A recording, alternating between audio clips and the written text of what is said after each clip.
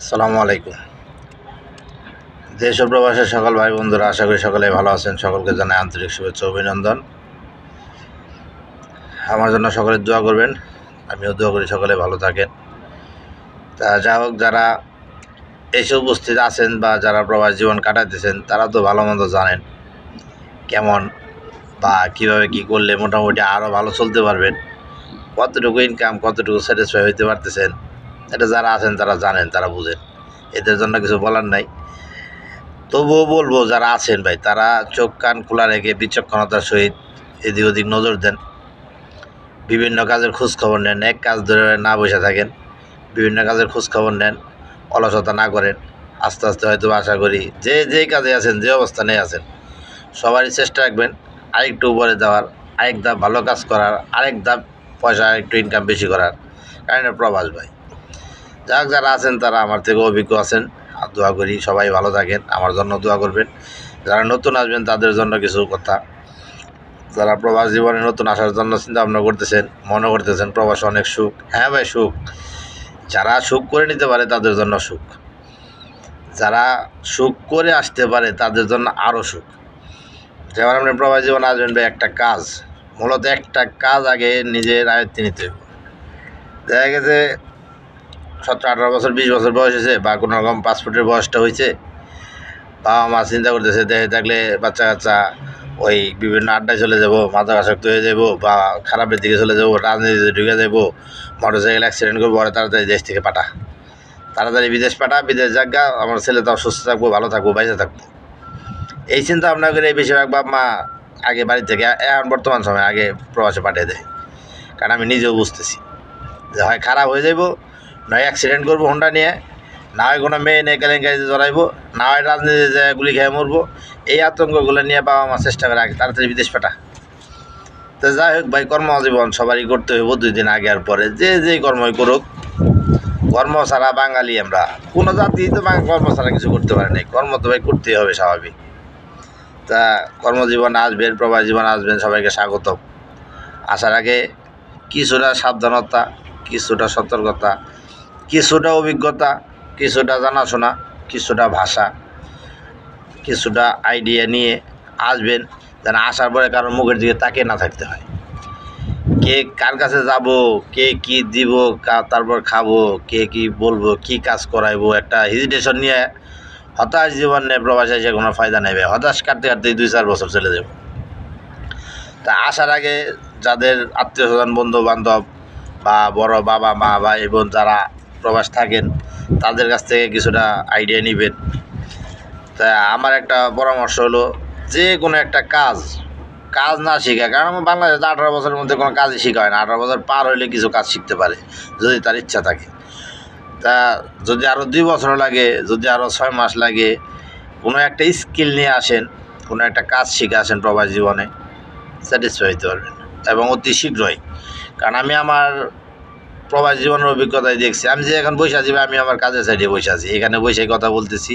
কারণ ওই যে বললাম, প্রথমেই তো বলছি যে আমি কাজের সুযোগ করে নিয়েছি, সুবিধা করে নিয়েছি। আমি এখন সারাদিন ঘুরে ফিরি, কাজ আমার করতে হয় না। তো যা হোক, আলহামদুলিল্লাহ, এটাও আপনাদের দোয়া। যারা আসবো তারাও এরকম করে নিতে পারবো, অনেকেই সুবিধা করেই আসতে পারে। তা আলহামদুলিল্লাহ ভালো আছি। তা আসার আগে একটা স্কিল করে আসবেন ভাই, যে কোনো কাজের উপরে।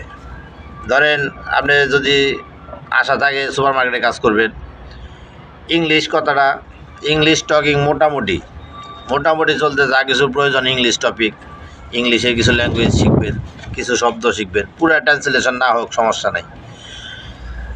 যদি সুপার শপে চাকরি করেন, যদি কোনো কারখানায় চাকরি করেন, কোনো ফ্যাক্টরিতে চাকরি করেন, তাহলে অবশ্যই টুকিটাকি ইংলিশ এবং ধৈর্য, পর্যাপ্ত পরিমাণ ধৈর্য নিয়ে আসবেন। কারণ কারখানার চাকরিটা হলো, ফ্যাক্টরির চাকরিটা হলো আপনার আবদ্ধ জীবন, এবং প্রচুর পরিমাণে গরম সহ্য করতে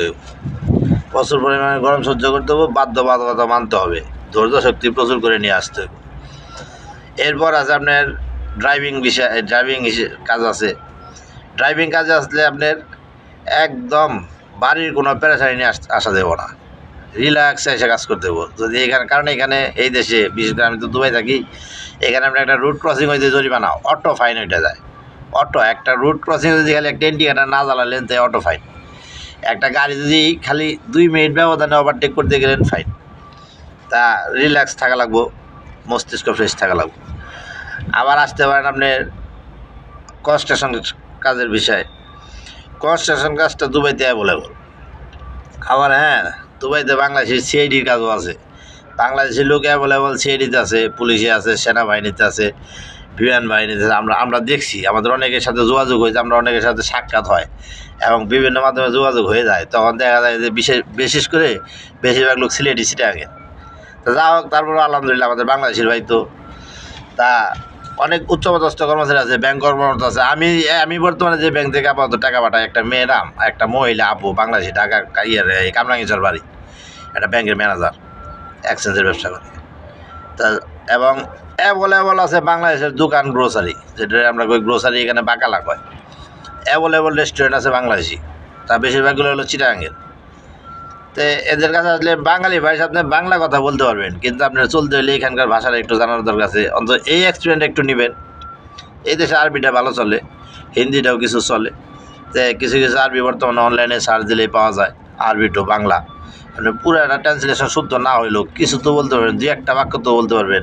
তাহলে অন্তত বুঝবো যে এটা বুঝাইতে চাইতেছেন। আপনি যদি কিছুই না বুঝেন তাহলে কোনো ফায়দা নেই। যেমন আপনার এনে করলো 1 গ্লাস পানিতে, আর পানি তো আপনার কাছে চাইবেন, আপনার জিভ মইয়া, আপনার জিভ মইয়া, আর আপনি যদি কিছুই না বুঝেন আপনি এমনি তাকে থাকবেন। অন্তত ময়াটা যদি বুঝেন যে এই দেশে পানিরে ময়া কয়, তাহলে ময়াটা বুঝবেন জ্বালায় মানে আমার কাছে পানি চেয়ে পানিটা নিয়ে দিই। এইটুকু অন্তত কিছু কিছু ছোটো ছোটো ইংলিশ টপিক, যেমন আমি আমার ভিডিওতে সারি, আমার চ্যানেলে ঘুরে আসলে পাবেন, বা অন্য যে কারোর ভিডিও থেকে দেখেন আস্তে আস্তে শিখবেন। ডিকশনারি বা গুগল সার্চ দিয়েও শিখতে পারেন। এই হলো একটা আইডিয়া, এই একটা এক্সপিরিয়েন্স নিয়ে আসবেন। তারপরে হলো যারা কোনো কাজ শেখার সুযোগ পান নাই বাড়িতে, বা দীর্ঘদিন কাজ শেখার মতন সময় নেই, তারা ছোটো করে হইলেও কনস্ট্রাকশন কাজে যাবেন। অনলি 15 দিন বাংলাদেশে যে লোক কনস্ট্রাকশনের কাজ না করেন, আপনি তাদের সাথে ঘুরবেন, শুধু দেখবেন, তাহলে আপনার এই দেশে আপনি কনস্ট্রাকশনের কাজ করতে পারবেন। অর্থাৎ কোনো স্কিল হিসাব করে, স্কিলে যে আমি স্কিল করছি, বা আমি এই কাজ এত বছর করছি, আমি এই কাজে যাবো। তাহলে আপনি মিস্ত্রির বিষয়, যেটা আমরা এখানে ধরেন মিস্ত্রিরে, যেমন যারা আমাদের দেশের এই রড মিস্ত্রি, তাদের কয় দেশে স্টিল ফিক্সার। যারা আমাদের দেশের রাজমিস্ত্রি, তাদের কয় মেশন। যারা আমাদের দেশের এই আপনার শাটারিং মিস্ত্রি, তাদের কয় এই দেশে কার্পেন্টার।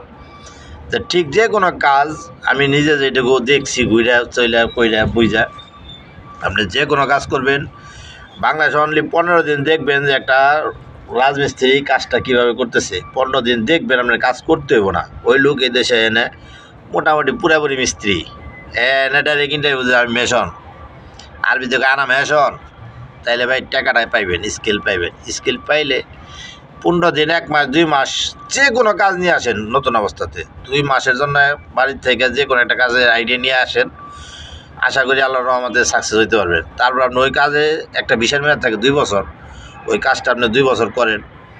2 বছর পরে আশা করি, যেমন আমার এখন বর্তমানে চতুর্দিকে চোখ কান খোলা আছে, এবং চতুর্দিক থেকে আমি বিভিন্ন আভাস পাচ্ছি, আশা পাচ্ছি, আমি ইচ্ছা করলে যে কোনো কাজের ক্যাটাগরি আমি চেঞ্জ করতে পারবো। এবং আশা করি দোয়া করবেন, আমি আরও ভালোভাবে স্যাটিসফাই হওয়ার চেষ্টা করছি, এবং হবো ইনশাল্লাহ, হয়ে যাবো। আশা করি আমার এই একটা সুযোগ আল্লাহ পাক আমার দিতেছে। তো ঠিক তদ্রূপই আপনারা যারাই আসবেন ভাই, শুধু 4 লাখ 5 লাখ টাকা দিয়ে আইসে মনে করেন না যে বিদেশ ভাই বহুত টাকার পাহাড়।